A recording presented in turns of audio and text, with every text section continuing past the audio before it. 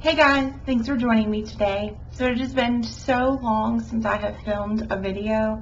It's quite a shame actually. It's been about a month since I have filmed anything, and unfortunately I have been fighting a flare-up, which has been part of the reason why I haven't been able to film the past month. So I have some new videos coming along, some makeup videos. I have an awesome giveaway I can't wait to talk to you about.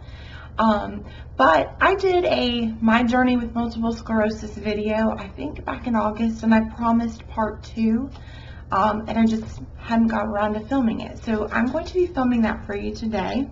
I have my little fur puppies, babies, in here with me. They are playing and horsing around, so if you hear that, just sorry about that. I am home by myself today, and I kind of have to keep an eye on the dogs. I can't shut them out or they'll destroy the house. So if you're interested to hear about my journey with multiple sclerosis and kind of where I am today, stay tuned. So where I left off, I think in part 1, I had just stopped seeing my neurologist, or just wasn't able to see him. We didn't do the 3rd MRI, and my symptoms slowly started to dissipate. So that was August of 2010, and after those symptoms went away, after that 12-week episode, my life pretty much started to get back to normal.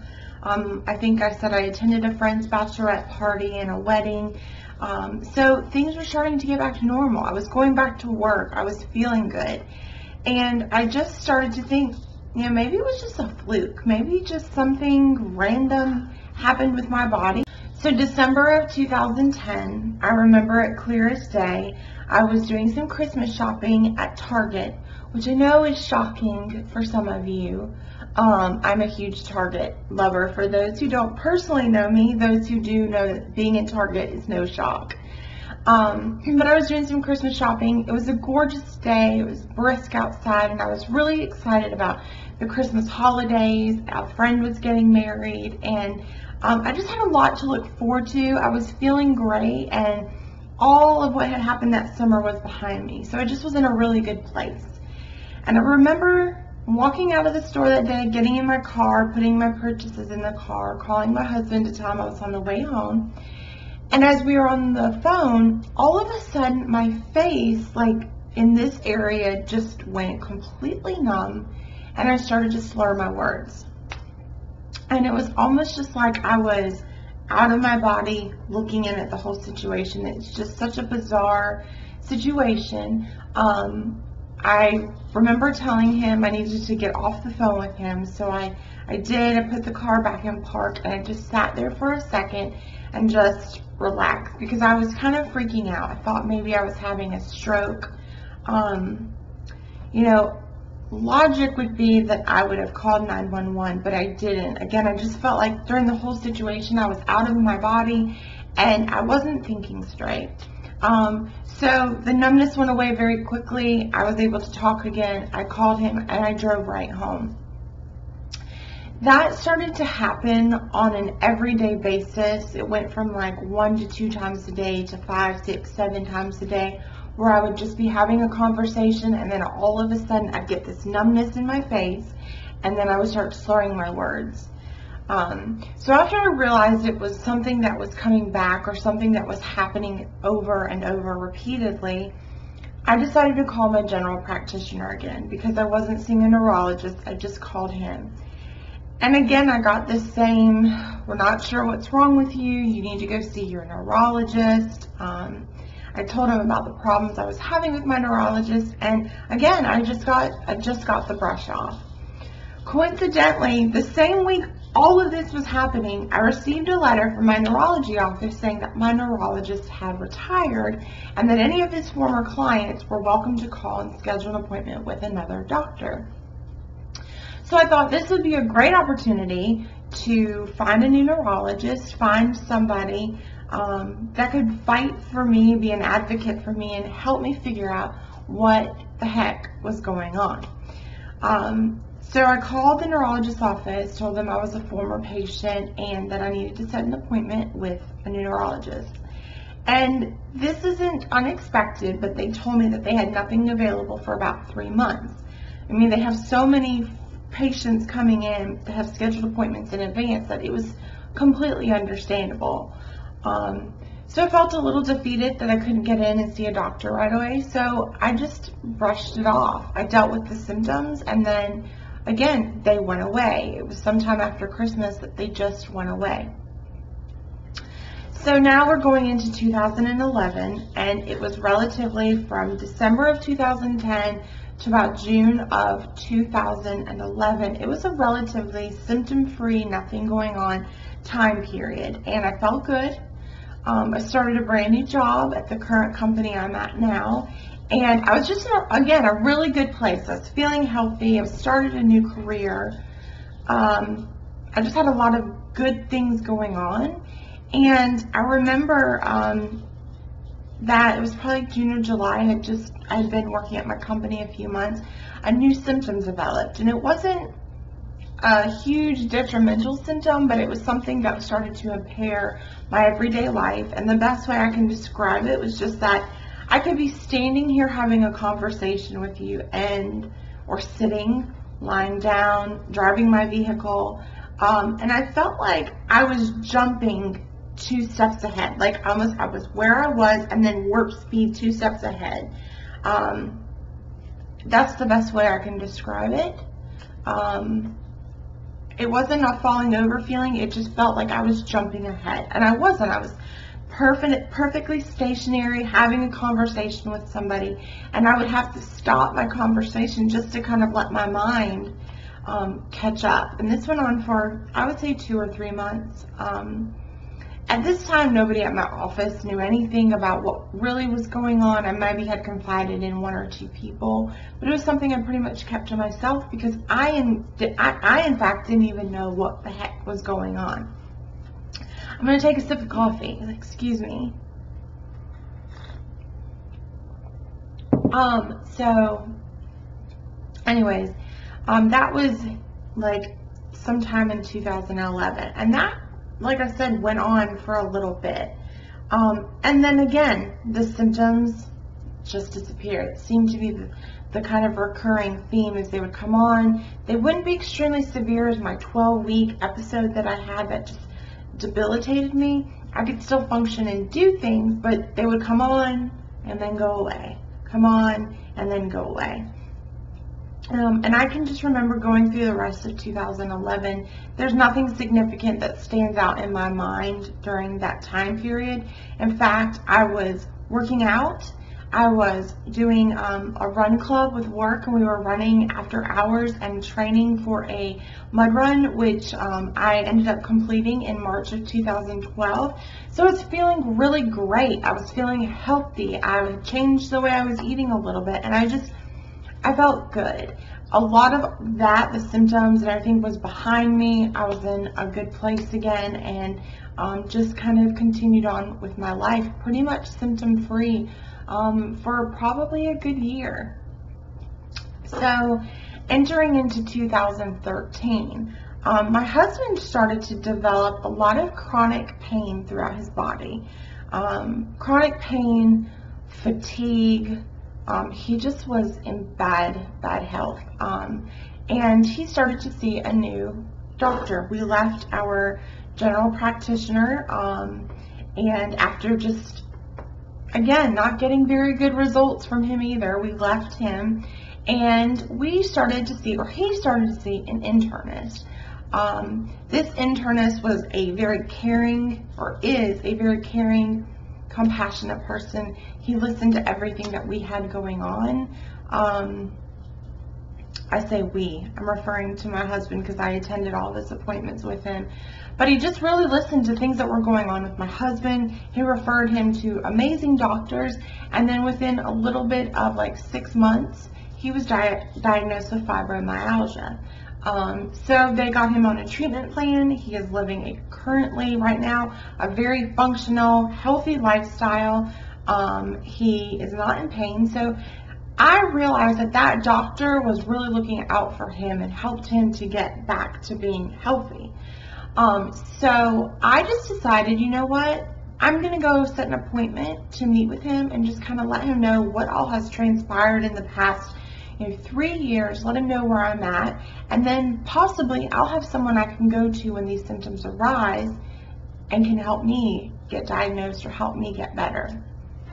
So I did that. I went and scheduled a new patient appointment with him, and he sat down with me for an hour and a half and just let me tell him everything that had gone on in the past 3 years. He decided that he wanted to recommend or refer me to a neurologist in North Carolina, which in a town in North Carolina, which is about 3.5, 4 hours from where I live. He said, he's one of the best in the country, and I really want to see if I can get you in with him. He has worked with a lot of people and has gotten diagnosis for a patient when others haven't. So I thought, you know what? Let's do this. Let's schedule this appointment, meet with this doctor, and just see if they can find out what is wrong with me. So I made that appointment. We had to schedule, it was about 3 or 4 months out, again, because he had existing patients with standing appointments. So pretty much during those 3 months, I was fine. Towards the end of that period, before I went and saw him, the vision problems that I had in my very first onset attack back in 2010 started. I started again with the tunnel vision, and it just got smaller, and I started honestly freaking out because I was just like, I can't go through this again. I cannot miss 12 weeks of work. I couldn't go through that again. So I called up my internist and told him what was going on, mentioned that I had an appointment scheduled with the neurologist, but it was still a good month away. So my internist called me in. He gave me a steroid injection as well as a steroid taper to see if that would help at all with my symptoms. And it did. It significantly reduced those symptoms to the point where they went away. I believe that was in May. And then I actually got to go up to my appointment with my new neurologist in June. And same thing, he listened to me. I told him about all of my symptoms, and he looked right at me and my husband, and he said, everything you have sounds like multiple sclerosis. And honestly, it wasn't a shock to me to hear somebody else say, I think you have multiple sclerosis, just kind of sealed it in my brain that that's what I have. My mom had it. She had a very bad case of it. And so everything that I had kind of pointed to that. So I went into that appointment thinking that might be what it was. But, just to have someone say, hey, I'm pretty sure that's what this is, it kind of solidified it in my mind that this is what I'm going to be dealing with for the rest of my life. So anyways, he scheduled an MRI. I had not had an MRI in about 3.5 years, so he thought, you know what, we need to go ahead and get this MRI so that we can have a definite diagnosis. The ways to diagnose MS is either a spinal tap, where your spinal fluid will show a buildup of certain proteins, an MRI that shows a lesion or lesions on your brain and spine, and then basically just the exclusion of other items. So we scheduled an MRI. I am extremely claustrophobic, so they had to drug me for my MRI. We just did one of the brain, and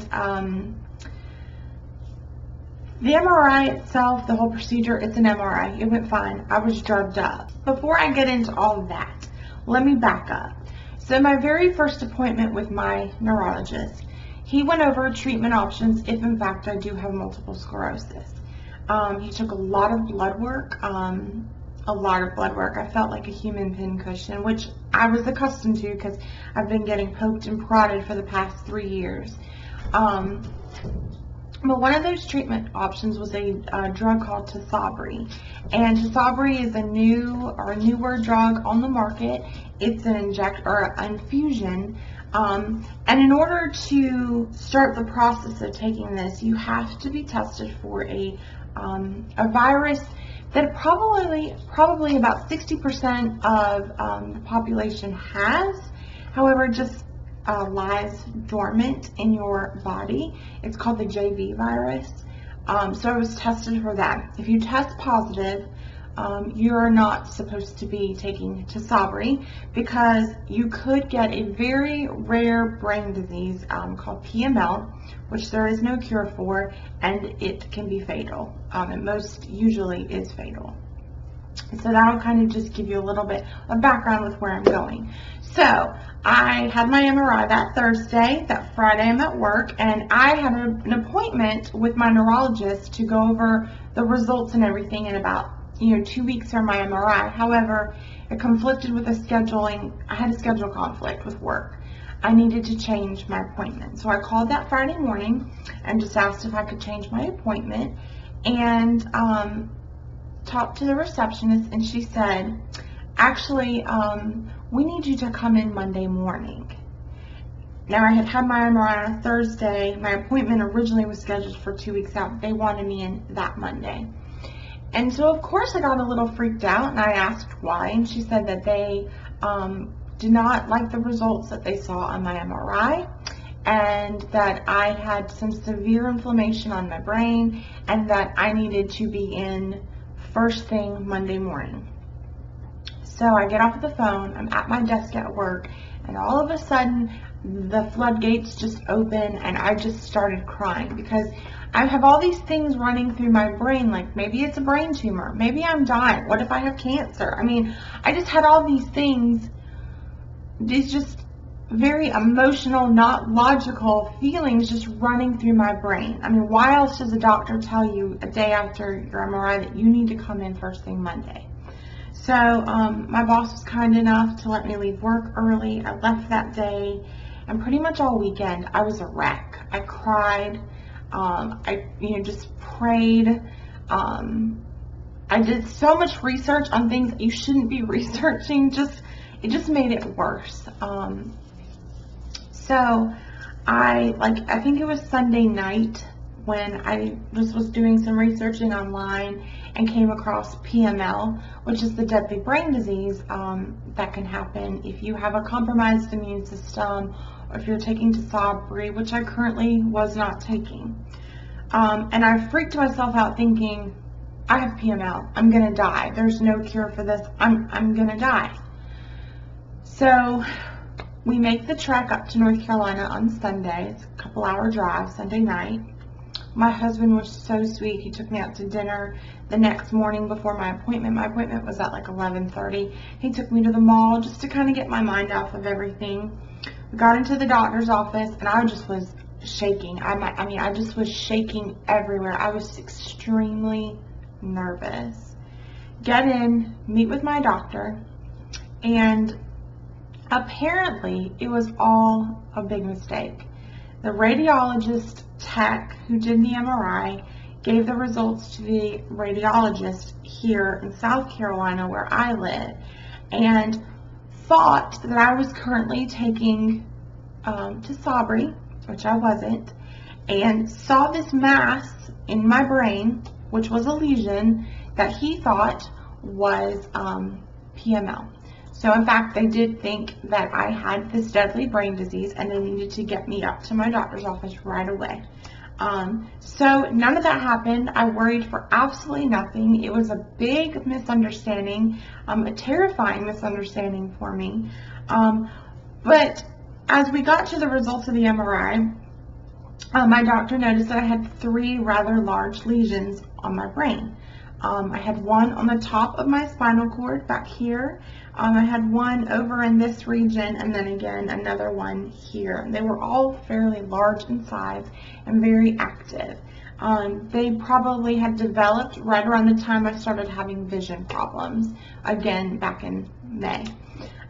So what we decided was he was going to put me on a 200 milligram steroid taper to start with, so we could go ahead and get the lesions closed, healed, gone, or not gone, but just healed, and to no longer be inflamed. And then we would talk about treatment options. So I went on the steroid taper. It was 200 milligrams for, I believe, 5 days, and it tapered off. And if you've ever taken a high amount of steroids, it was probably, besides that 12 weeks, one of the worst things I've gone through. I had a lot of hypertension. I gained about 13 pounds. Some of my makeup videos I did when I was just really swollen and big, and you could just see I had this, they call it moon face. I mean, my face was big and round. I had a lot of swollen, my knees were swollen, my joints were swollen, they hurt. I was extremely wired for the most part. I couldn't sleep at night, so I was on, because I'm taking this powerful steroid, they have to give you other medication to counteract the problems that it gives you. So I was on a acid reflux medicine. I can't remember the name of it. It's a common one. I was taking a blood pressure medicine. I was taking a diuretic. I was taking a sleep aid. So I felt completely awful. Shortly after all the steroids were out of my system, I started changing my diet and lost the poundage a lot, thank goodness, because it was so much extra on my body. I already need to lose weight, and here was to add more weight to it. So after that happened, I went back to my doctor, and we started talking about treatment options, and we finally decided on the treatment that I would start, the treatment therapy. So I'm going to end here because this is a really long video, and I've probably bored you to death. But I am going to film my treatment options, kind of where I am today. Like I said, I am currently having a flare-up right now. But I just wanted to talk to you guys and let you know where I am. And I will be posting part 3, my treatment, and just some tips that I have on getting through MS. So thank you so much for watching. I'd love to hear from you if you have any comments or questions, and I'll talk to you guys later. Bye.